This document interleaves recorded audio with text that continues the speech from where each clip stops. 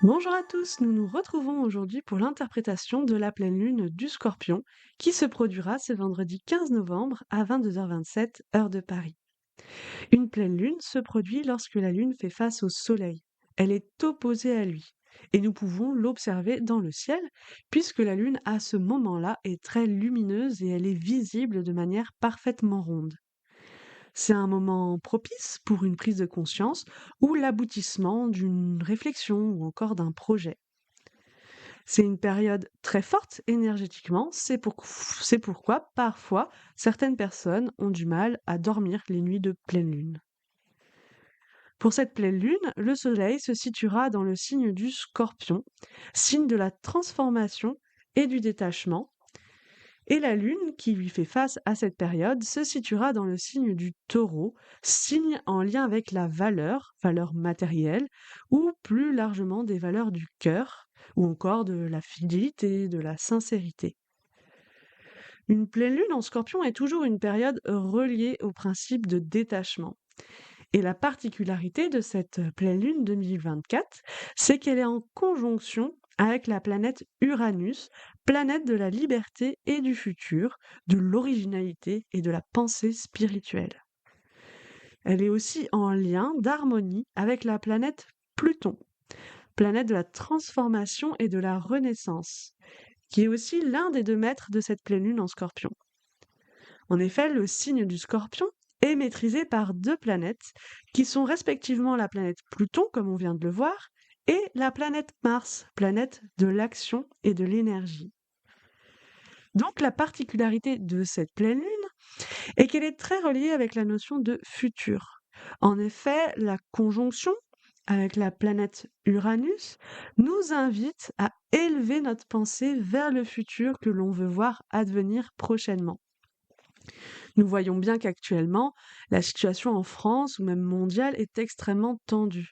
Avec toutes ces menaces de guerre qui pourraient prendre des proportions mondiales, il est temps de nous questionner vraiment sur le futur que l'on veut et en lien avec la planète Pluton, de réaliser les grandes transformations intérieures et extérieures qui sont nécessaires pour faire éclore le futur que l'on veut. Parce que la planète Uranus évoque un futur d'amour et de fraternité, une société reliée au monde spirituel, une société sacrée telle que l'on ne l'a jamais vue.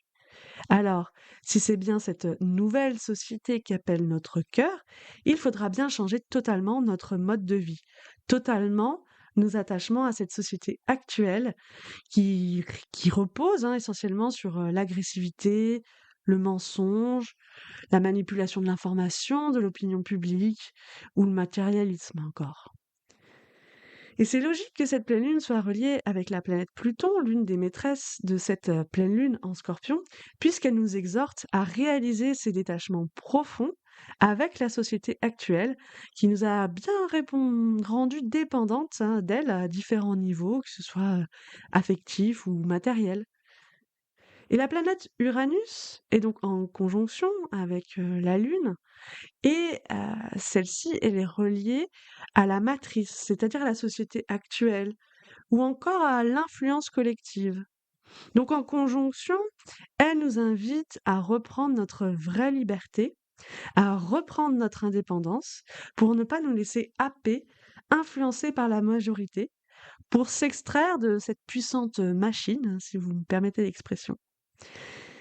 Mais pour y arriver, cela demande de vraies et profondes transformations intérieures et nous pouvons pour cela nous aider en développant notre foi, notre lien à l'ange et au monde spirituel, ce que symbolise aussi Uranus.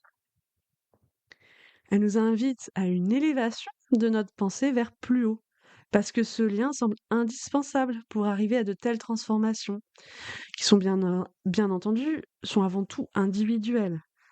Et nous pouvons aussi solidement nous raccrocher à notre idéal pour ne rien lâcher, comme le souligne la relation harmonieuse entre le Soleil, qui est l'astre de l'amour et de l'individualité, avec la planète Neptune, planète de l'idéal et de l'amour spirituel. Le lien avec le monde spirituel, notre foi, pour ce véritable challenge, est donc un ingrédient indispensable pour donner du feu à nos ambitions de détachement et de transformation intérieure. Pour en finir avec cet aspect futur et détachement de ce thème de pleine lune, j'ajouterais que la planète Pluton, qui est en relation harmonieuse avec la pleine lune et la planète Uranus, passera dans le signe du Verseau, signe de la fraternité et du futur, dont Uranus est le maître. Et la planète Pluton y séjournera de façon définitive pendant presque 20 ans, dès le 19 novembre, soit 4 jours après la pleine lune. C'est comme si cette pleine lune était la dernière opportunité pour nous tous de vivre un gros détachement avec notre société et ses valeurs immorales, pour ceux qui souhaitent ce futur d'amour basé sur les valeurs du signe du Verseau et de la planète Uranus. Cette pleine lune nous invite aussi à faire attention à la maîtrise de notre énergie pendant cette période. Nous pouvons en avoir beaucoup, mais avoir du mal à la maîtriser et du coup céder à la dispersion. En effet, nous serons devant un modèle planétaire nommé locomotive, qui est en analogie avec la planète Mars, l'un des maîtres de cette pleine lune, comme on l'a vu à l'instant. Ce modèle locomotive apporte donc beaucoup d'énergie à ce thème, et Mars, qui est en analogie avec cette configuration, est inaspecté, c'est-à-dire qu'il n'a aucune relation avec aucune planète de ce thème. Et quand une planète est comme ça, isolée des autres planètes du thème, les forces de la planète inaspectée, ici la planète Mars avec ses forces volontaires et d'action, peut agir justement de manière extrémiste et inconsciente. Nous pouvons donc avoir du mal à maîtriser nos actes pendant cette période, en agissant avec excès par exemple. Étant donné que la planète Mars se situe dans le signe du Lion, signe de l'amour et du courage, si nous agissons avec excès, nous pourrions agir, par exemple, uniquement pour briller, pour s'attirer l'admiration des gens qui nous entourent. Parce que finalement, on ne se connaît pas assez en profondeur et puis on a besoin de prouver notre valeur de cette façon. C'est une attitude inconsciente, on n'a pas toujours conscience qu'on agit pour briller, mais pour ne pas tomber dans ce piège, cela demande une maîtrise de soi importante pour agir le bon Mars en Lion, qui serait par exemple d'agir par amour pour autrui, en donnant de soi aux autres par le biais d'une créativité, ou encore pour défendre l'aspect lumière dans le monde, comme la vérité, par exemple. Ce besoin de maîtriser son énergie pour éviter cet excès que l'on vient de voir ou encore éviter la dispersion se voit encore par l'absence de pyramide dans ce modèle locomotive. Il est d'ailleurs intéressant d'aller voir la planète qui donne la motivation à toutes ces planètes pour faire avancer notre volonté représentée par cette locomotive. Et il s'agit en fait d'un astre, et il s'agit du Soleil qui entraîne toute l'énergie de ce thème avec elle pendant cette période. C'est intéressant car le Soleil est justement le maître du signe du Lion, dans lequel se situe la planète Mars, comme nous venons de le voir. Donc, ce qui nous doit nous faire avancer, nous motiver en cette période, c'est l'amour, le don de soi, par le biais d'une créativité qui nous permet d'exprimer notre individualité. C'est en prenant le contrôle de notre destinée, en cherchant à se connaître profondément en tant qu'esprit, que nous pourrons faire avancer notre locomotive cet automne. Cela demandera bien sûr de bien maîtriser notre énergie pour ne pas la laisser partir n'importe où et tout embarquer dans le but de remplumer notre ego pour briller, ramener à soi. Et pour cela, il est aussi intéressant d'aller voir le but qui pousse cette locomotive, et donc nous, à avancer. Ce but est représenté par le mi-point inoccupé qui se trouve dans le signe de la Vierge, signe de purification et de travail sur soi, et qui se trouve en maison 3, maison de la communication, de la connaissance ou encore des relations avec nos proches. Nous pouvons donc ainsi concentrer notre volonté sur ce but de purifier et remettre en question toutes nos croyances, ainsi que les relations avec nos proches, notre environnement. Car tout ceci, bien sûr, influence, notre vie de manière directe. Alors s'il n'est pas sain, hein, et je pense que personne n'a un environnement parfaitement sain, on peut toujours faire mieux, eh bien c'est le moment, c'est la période pour y mettre de l'ordre afin d'avancer vers ce futur si nous le voulons. En effet, ce besoin de maîtrise de notre énergie se trouve également dans la configuration en T carré que nous pouvons voir dans ce thème de pleine lune. C'est une configuration qui apporte beaucoup d'énergie puisqu'elle montre des aspects tendus qui apportent des défis pour cette pleine lune. Attention donc à ne pas gaspiller notre énergie inutilement non plus.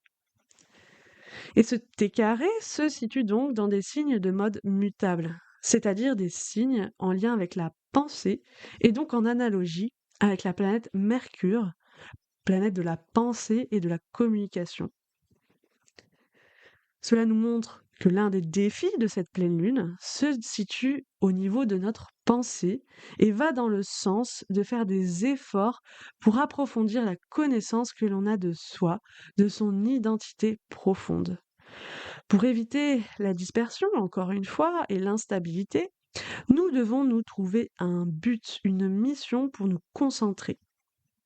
Et la clé ici, on le voit en focus de cette configuration en T carré. Il s'agit de Saturne, planète de la responsabilité et du temps, qui se trouve ici dans le signe des Poissons, signe qui représente la foi et le monde spirituel.